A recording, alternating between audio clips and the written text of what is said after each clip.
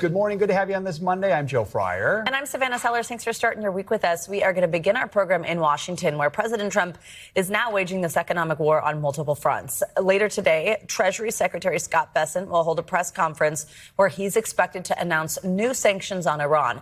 It follows last week's threat from the president that an economic D-Day was coming for Tehran. Closer to home, the U.S. is spiraling into a trade war with Canada after talks collapsed Friday night. Canada is now vowing to retaliate after the U.S. imposed 50% tariffs on a range of goods. We've got a team standing by to talk about all this and so much more. We're going to start things off with NBC News political reporter Megan Brand, who is in Washington. Megan, let's start with Iran, because Treasury Secretary Bessent echoed the president's threat of economic sanctions. There was this op-ed for the Financial Times yesterday. What is it we're expecting from today's announcement? Hey guys, good morning. So he did preview potentially a little bit more of what we could expect to see in that op-ed for the Financial Times, calling this next move the end game, and writing in that op-ed, "At dawn begins an economic D-Day, the single greatest financial offensive ever marshaled against an adversary." So pretty strong words there from the Treasury Secretary.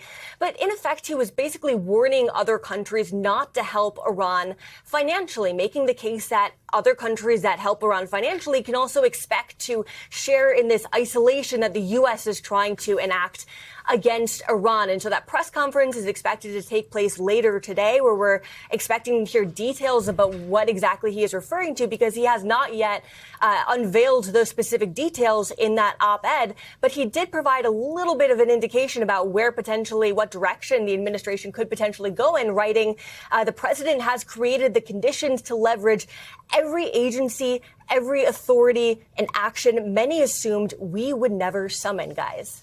Megan, let's switch to this trade war. Why did the talks with Canada break down? Do we think they'll resume anytime soon?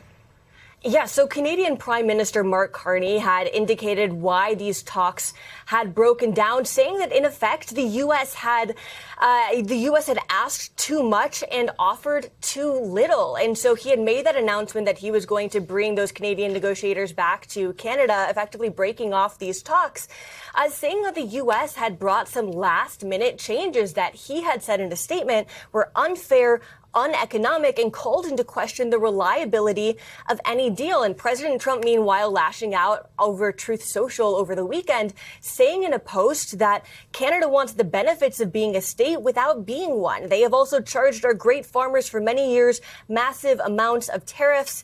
No more. So also over the weekend, U.S. Trade Representative Jamieson Greer had indicated that there are no more future talks planned between the U.S. and Canada. And so it's unclear where exactly this could go from here, with no future talks planned, guys. But in the meantime, Megan, how is Canada planning to retaliate here?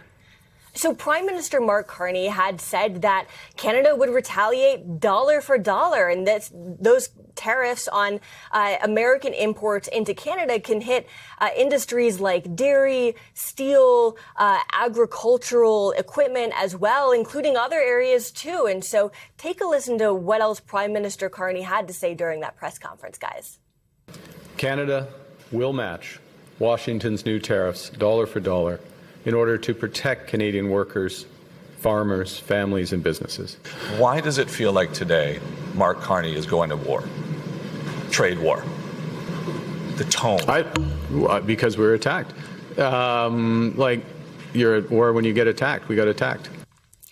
Those tariffs are set to go into effect on September 8th, he said. And meanwhile, U.S. Trade Representative Jamieson Greer has indicated that the U.S. would respond to Canadian retaliation, guys. All right, Megan Brand kicking us off in Washington. Megan, thank you.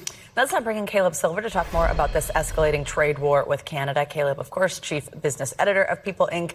and Investopedia's editor-in-chief, also creator of The Signal on Substack. Caleb, great to have you with us this morning. Okay, so last week we were talking about how it seemed like we were getting close to a deal. Fast forward, things have collapsed.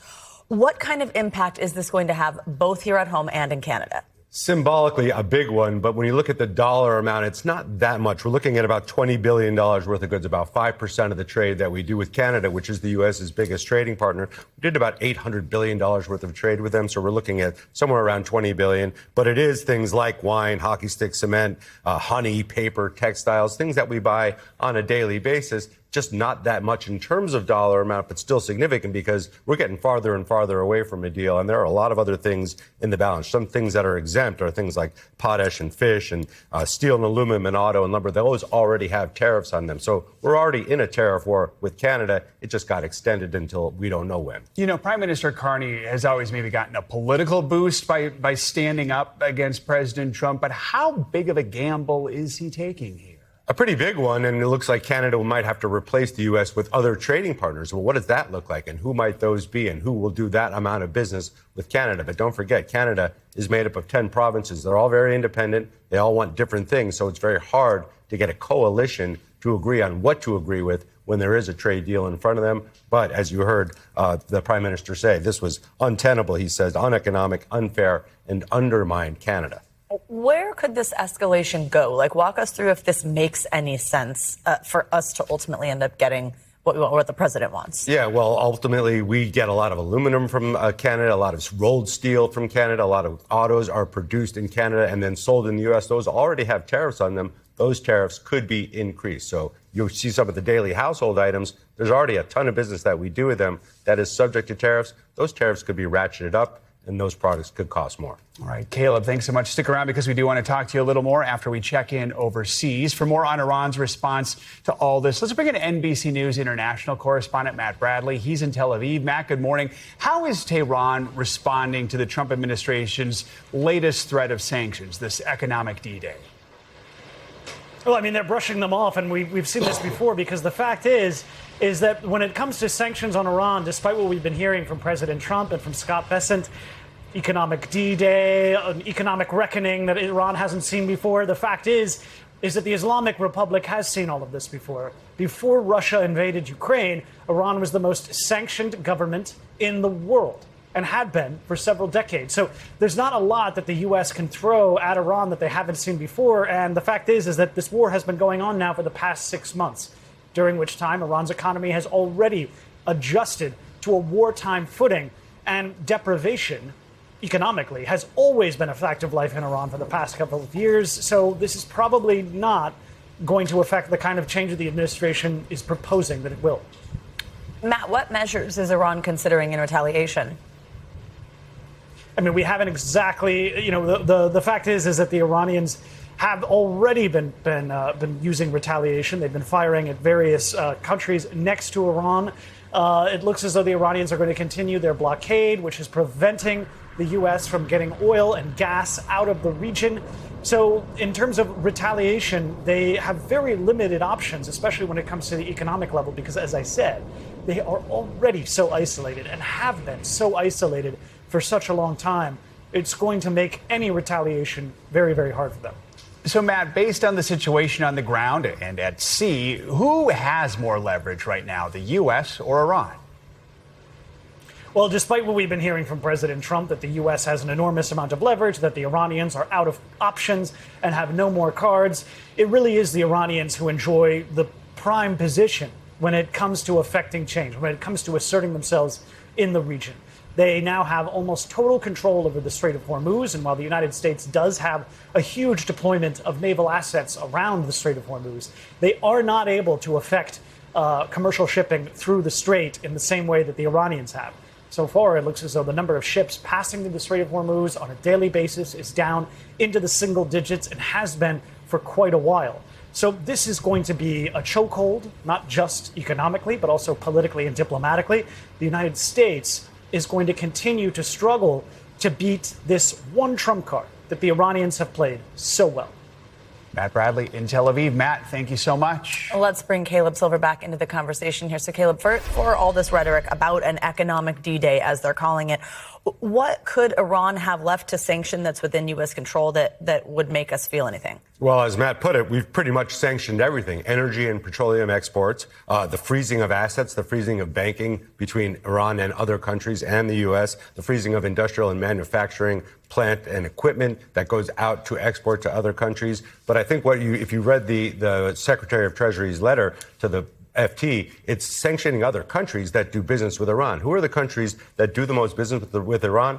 Russia and China. So what is that going to look like? That could get very complicated over time. And if there's other countries in the Gulf that are helping Iran right now around these sanctions, they'll be punished as well. What does it mean? Potentially higher oil prices. But if you look at the oil market right now, it has not changed. In fact, oil prices are slightly lower, which tells you that investors, especially oil traders, think there's not much left to do here. All right, Caleb Silver, thank you so much.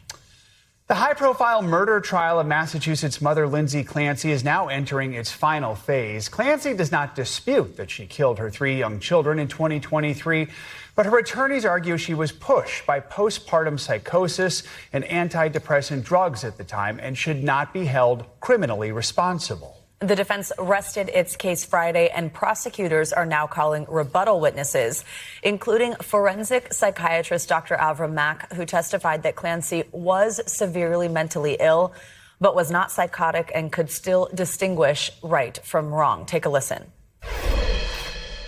She described that while that was happening, she was saying out loud, "Go to God." As I understand the deaths, they were done methodically, and I think you asked me about that earlier, one by one, in a way that was organized and that was intended to achieve a particular goal. Closing arguments are expected in the coming days. For more on the key legal questions now facing the jury, let's bring in NBC News legal analyst Misty Maris. Misty, good morning. Let's pick it up right there. This argument that she could distinguish right from wrong. How important is that distinction as we get ready to see this case go to the jury? It's actually the key, because a diagnosis of a mental illness, that is not the legal standard for lack of criminal responsibility, Massachusetts' version of the insanity defense. The defense is that there has to be a lack of substantial capacity to distinguish right from wrong, and that Lindsay Clancy could not conform her actions to the law, which is essentially she couldn't control herself. So when you see that idea of, okay, you can still have psychosis, you could have an auditory hallucination, well, the question really is, did she know right from wrong, or could she not control her actions? The defense's final expert reached really a very different conclusion, testifying that Clancy was clearly psychotic, were the words there, not in control of her actions. What does this mean for a jury when they are presented with such conflicting assessments from different experts? This is what we call the battle of the experts. Very predictable that you have both sides coming out polar opposite conclusions, looking at the same pool of information, medical records, and even interviewing Lindsay Clancy. So yes, the defense says that it was actually like a puppet controlling her. Somebody else was controlling the strings, that she thought what she did was morally right. What tends to happen with juries, they're not looking at the expert testimony in a vacuum. They're looking at it in addition to all the other evidence that they heard. They're going in with their own life experience and common sense. Sometimes those experts tend to cancel each other out. That's why you see both sides challenging the credibility of the expert that the other put on the stand. Experts aside, prosecutors are arguing this idea that she sent her husband to go do errands before the killing, that was a sign that she was planning this. How strong of an argument is that? Is that something that can stick with a jury? Well, it's something that prosecutors need to show in order to establish first-degree murder, which requires a showing of premeditation. So any evidence they have that there was planning involved, that this was not something that just happened on a whim, which would be second-degree murder, they need to put that in there. So having Patrick leave the house, mapping out a route, the time that it takes Patrick to get to the CVS, to the place to pick up food, all of that feeds into that argument and is a critical element for prosecutors to establish for first-degree murder. If the jury finds Clancy not guilty because she was not criminally responsible, what happens next here? So she would go to a state-run mental institution. She would be institutionalized. But the difference is first-degree murder is a mandatory life without parole. If she's institutionalized, she would be assessed at different periods of time and could potentially be released at some point down the road. Does the jury have options here? Is a situation where they could be like, okay, we think this, so these are the paths we go down, or is it pretty cut and dry here? They only have... I'm so glad you asked that question. So there's a charging conference today. What we know will be on that verdict sheet, their option: first-degree murder, second-degree murder. Second-degree murder is anything without premeditation, could be like heat of passion. And then the defense wants involuntary manslaughter on that verdict sheet. So that would be that she was taking these medications and she couldn't formulate the requisite intent for the other two. That's still up for debate. So that could really be a game changer. Right in the middle, Could you see a compromise verdict? Got it. Misty Maris, always good to have you with us. Thank you so much. And if you or someone you know is pregnant or a new mother and you are struggling with your mental health or experiencing an emotional crisis, know that help is available.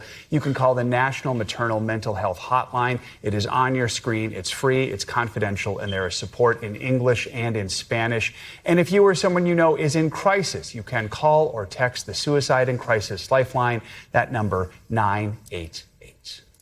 Let's switch gears here and get to these fires out west. This morning, the race is on to contain these dangerous wildfires burning in Nevada.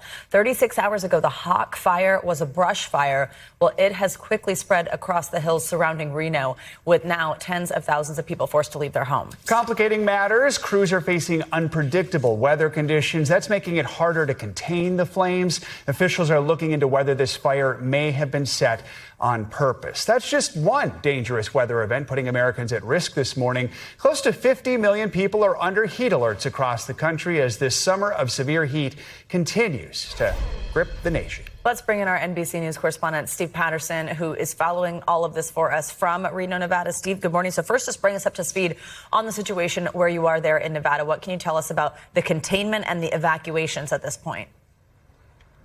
Yeah, the fire's still burning out of control. No containment at this point. You can see the tight perimeter around me, about 90,000 in some form of evacuation zone. Firefighters doing all they can to keep the flames at bay. But this thing raced really fast overnight. It was maybe 5,000, then 10,000, now 15,000 acres. Again, no containment. Firefighters doing the best that they can at this point, guys.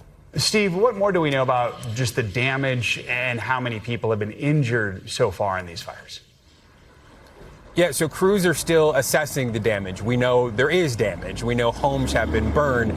Crews haven't said exactly how many at this point. They are still working on, obviously, shoring up the perimeter, trying to keep people away from these evacuation sites. Again, 90,000 in those mandatory evacuation. 6 people injured, including 3 first responders, 3 civilians. And this fire is still, again, raging out of control, guys. Steve, Nevada, like we mentioned, not the only state that's dealing with dangerous weather this week. Where else are people feeling the impact of Mother Nature this morning? Yeah, I mean, you mentioned it, Savannah. The heat is everywhere. 50 million under some form of heat alert, really from California to Mississippi. We knew just a few days ago there was a death in Death Valley, California. There was a death in Dallas recently, all due to the heat. Meanwhile, places like Northwest Indiana still recovering from those series of storms that they got the flooding, still without power 10 days after that severe storm system. They don't have, obviously, the power, the air conditioning, very difficult to deal with really there and across the nation. And the heat is still in the forecast. It's still expected to persist, further fueling, fanning the flames of this fire and fires that are now sprouting up around the country. There was a number of starts over the weekend, guys. All right, Steve Patterson from Nevada for us. Thank you so much, Steve. Stay safe. And from on the conditions across the country, let's get a closer look at your morning News Now weather forecast. Meteorologist Andrea Romero is here with the latest for us. Hi, Andrea. Good morning.